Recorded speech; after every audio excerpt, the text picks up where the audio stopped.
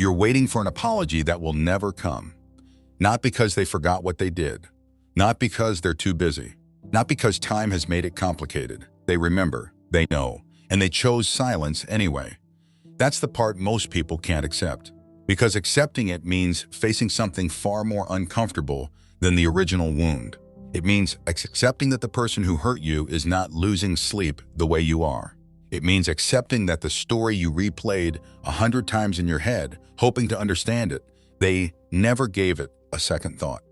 And if you've been carrying that weight, if you've been searching for what you did wrong, if you've been waiting for someone to finally say, "I'm sorry I was wrong, you deserve better," then this video is for you.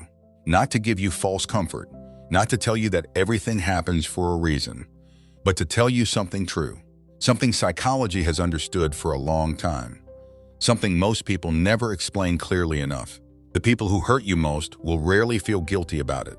And once you understand why, something inside you will finally stop waiting. That waiting, that quiet, exhausting hope, it has a cost. It costs you sleep. It costs you presence. It costs you the version of yourself that could move forward if you finally let go of the idea that they owe you acknowledgement. So let's talk about why they won't apologize.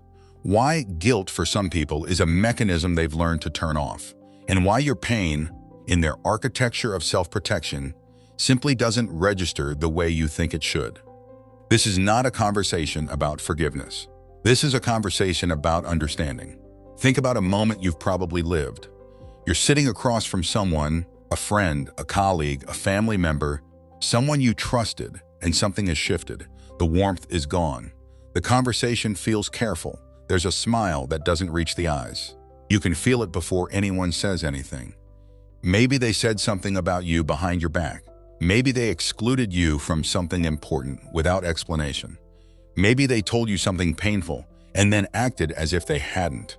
Maybe they made you feel small in front of others, a comment wrapped in humor, a correction that wasn't needed, a dismissal disguised as honesty. And you waited. You waited for them to bring it up. You waited for a text, a call, a quiet moment where they would say, "Hey, I know that wasn't right." But that moment never came. Instead, they acted as if nothing happened. Not awkwardly, not guiltily, normally, laughing at the next thing, moving on immediately, carrying no visible weight from what they did. And you started to wonder, did it even happen the way I remember it? Did I imagine the sharpness in those words? Was I too sensitive? Did I misread the situation? You started to audit your own memory because their complete ease made you feel like the problem. That is the moment. That is the precise psychological mechanism that this video is about. Because you were not imagining it. You were noticing what they were working very hard to make invisible. Here is the reversal most people never reach. The reason they don't feel guilty is not because you weren't hurt. It's not because what happened wasn't real. It's not even because they're a particularly unusual or extreme person. It's because guilt requires something that many people have quietly learned to protect themselves from. Guilt requires self-confrontation. To feel genuine guilt, you have to look at your own behavior and accept that it caused harm. You have to tolerate the discomfort of seeing yourself as someone capable of hurting another person. You have to sit with the image of yourself that is less flattering than the one you've constructed. And for many people, that is simply unbearable. Not because they are monsters, but because their entire sense of self depends on never being the one at fault. Carl Jung called this the persona, the image a person builds of themselves, the version they show the world, and more importantly, the version they show themselves. For some people, that persona is built entirely around being good, being justified, being the reasonable one, being the one who means well. And guilt, real guilt, would crack that image. So instead of feeling it, they reroute. They rewrite the story. They minimize the damage. They reframe your pain as sensitivity. They tell themselves you were already difficult, already too emotional, already asking for too much. They do not feel guilty because they have already quietly edited the version of events where they would need to. This is not something they announce. It happens beneath the level of conscious decision. It's a psychological immune system response. The mind protecting the self-image at the cost of honesty. And here is what makes it so disorienting for you. They believe their own edit. That's the part that makes you feel like you're losing your mind. Point 1. They rewrote the story before you finished living it. The moment something happens that could reflect badly on a person with a fragile self-image, the rewriting begins. It doesn't happen later. It happens almost instantly. By the time you've processed what occurred, they've already constructed a version of events in which they were reasonable, you were the problem, and their behavior was either justified or doesn't deserve the weight you're giving it. You experienced something. They narrated something entirely different. And that gap between what you lived and what they've decided happened is the source of so much confusion. You come to them with your experience. They respond from their narrative, and the two never meet. This is why conversations about these moments often go nowhere, not because you're bad at communicating, because you're trying to have a conversation about reality with someone who has already replaced reality with a story that protects them. The lesson is not to try harder to make them understand. The lesson is to understand that their understanding is not what restores your sense of reality. Your own clarity does. Point 2, your pain threatened their self-concept. Here is something uncomfortable. When you express pain to someone who caused it, you are, whether you intend to or not, presenting evidence. Evidence that they did something hurtful. Evidence that they are capable of harm. Evidence that the image they have of themselves, thoughtful, fair, good, is not the whole picture. For most people, that evidence is received with some discomfort, some reflection, and eventually some accountability. But for people whose self-image cannot absorb that kind of information, your pain becomes a threat. Not something to be felt with, a problem to be neutralized. And so they neutralize it by questioning your memory, by questioning your emotional stability, by making you explain yourself so many times that you start to lose the thread of your own experience. By the time they're done, you're no longer talking about what they did. You're defending your right to feel anything at all. This is not accidental. This is the psychological immune system in action. And the cruelest part is that you, being a person with empathy, start to wonder if maybe they're right. Maybe you are too sensitive. Maybe it wasn't that bad. Maybe you should let it go. That wondering is the cost of being the more conscious person in the room. Point 3. Guilt requires empathy they may not have access to. This is where we have to be honest about something people rarely say clearly. Not everyone has equal access to empathy. Empathy, the actual felt sense of another person's experience, is not a given. It can be underdeveloped. It can be selectively applied. It can be present in some contexts and absent in others. For some people, empathy functions only when it benefits them, when your pain serves as information they can use. To seem compassionate, to keep the relationship, to maintain their image, they access it.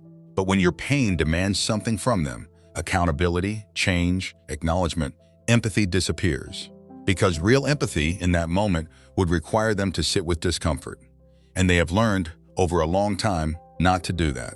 This doesn't mean they never feel anything. It means they feel selectively. And in the moments that matter most to you, you are likely to find that selectivity working against you. The lesson is not to become cold. The lesson is to stop being surprised and to stop measuring your worth by the empathy of someone who has learned to ration theirs. Point 4. They learned early that guilt was optional. Most psychological patterns don't appear from nowhere. The people who move through life with the least guilt are usually the people who learned, somewhere early, that guilt wasn't required of them. Maybe they grew up in an environment where accountability was never modeled. Maybe they learned that charm or anger could make conflict disappear. Maybe they watched the adults around them minimize, deflect, and rewrite endlessly. Maybe they were never held accountable in ways that felt real. And so they internalized a map of the world in which hurting people has no weight, in which apologies are for the weak or the caught, in which moving forward means never looking back. This doesn't excuse them, but it explains the architecture. They are not withholding your apology because they're calculating. In many cases, they simply don't feel the gravitational pull that you feel, the gravity of having caused harm, the gravity that you, because of your own sensitivity, your own awareness, feel so acutely. You feel what they did. They moved past it before you even processed it. And that asymmetry is one of the most painful things a person can experience in a relationship. Point 5. Your expectation of guilt was based on a version of them that never existed. This is the one most people resist the longest. When we trust someone, we build a mental model of who they are. We assign them qualities, fairness, honesty, care, based on the moments we've shared. And when they hurt us, we hold them accountable to that mental model. We expect them to feel what someone with those qualities would feel. We wait for the response that person would give. But sometimes, the mental model was wrong, not because we were naive, because they performed those qualities when it cost them nothing. The measure of a person's character is not who they are when things are easy. It is who they are when accountability costs them something. And when the bill arrives, when it requires discomfort, humility, vulnerability, some people reveal that the character you thought you saw was a performance, not entirely false, but not the whole picture either. This is perhaps the deepest wound, not that they hurt you, but that in hurting you, they showed you something about themselves that cannot be unseen. And the version of them you were waiting to apologize, the fair, honest, caring version, may have only ever existed in what you needed to believe. The price of seeing clearly.